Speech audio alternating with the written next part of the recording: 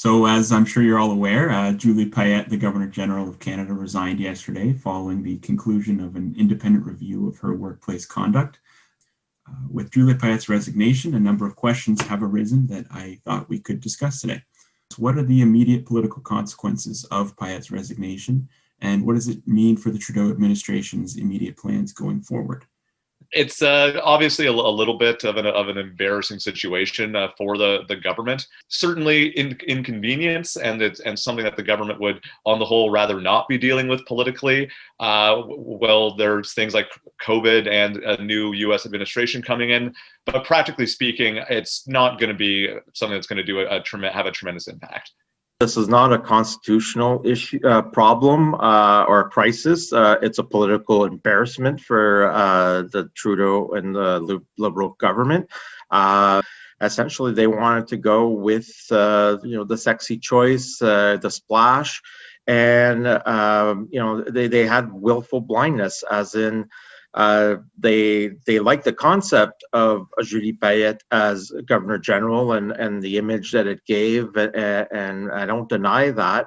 That being said, some serious red flags were missed. Her comment said that, quote, some people experience things differently, end quote, and that suggests that there was a few misunderstandings, but it was either 24 or 27, so let's assume 24, give her the benefit of the doubt.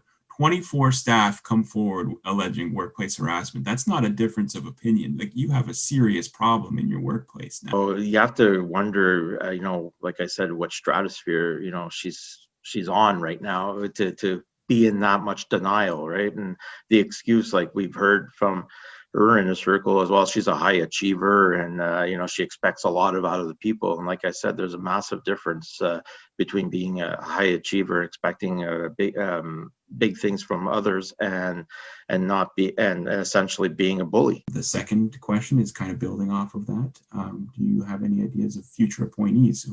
Is there any obvious frontrunner? There is a little bit of a tradition, not religiously followed, but certainly one that is a bit of a pattern over time of alternating between Anglophones and Francophones for the role of Governor General.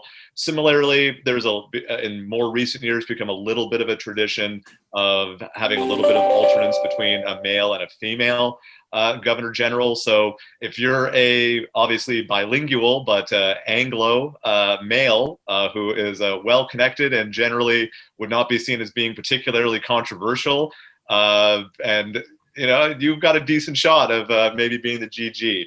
My idea is to ask former Governor General David Johnston to come back on an interim basis, or for a limited time, in order to be able to strike a nonpartisan committee in order to find a good fit for the role without the pressures of time. Realistically speaking, I think as long as we've still got a Queen Elizabeth II on the money and on all the documents, she obviously has a long-standing level of popularity amongst the general Canadian population. I don't think we're going to see many serious discussions about abolishing the monarchy or getting rid of the GG while Queen Elizabeth is around. But we could be in for some interesting conversations, and public opinion could change quite rapidly once we've got a new monarch in place. I feel this is where I give the obligatory, how dare you say that Queen Elizabeth might not be around forever?